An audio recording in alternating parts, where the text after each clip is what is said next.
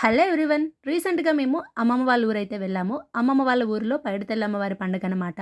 Every year చాలా అంటే చాలా బాగా చేస్తారు ఈ పండుగ. మా చిన్నప్పుడు అమ్మమ్మ వాళ్ళ ఇంటికి ఏ పండక్కి వెళ్ళినా, వెళ్ళకపోయినా ఈ పండక్కి మాత్రము కంపల్సరీగా మిస్ అవ్వకుండా వెళ్ళేవాళ్ళమనమాట. అమ్మవారి గుడికొచ్చిన తర్వాత అమ్మవారి దర్శనం లేకపోతే ఎలా చెప్పండి. సో, అమ్మవారి దర్శనం చేసుకుందామని చెప్పేసి మేమైతే పైడితల్లి అమ్మవారి గుడికైతే వచ్చేసాము. ఈ గుడి అమ్మమ్మ వాళ్ళ ఇంటి దగ్గర నుంచి కొంచెం దూరమే. బైక్ మీద అయితే ఈజీగా వెళ్ళిపోవచ్చు. నడుచుకొని వెళ్ళాలి అంటే ఒక హాఫ్ అన్ అవర్ అలా టైం పడుతుంది. చూస్తున్నారు కదా, ఇదంతా పైడితల్లి అమ్మవారి గుడి అనమాట.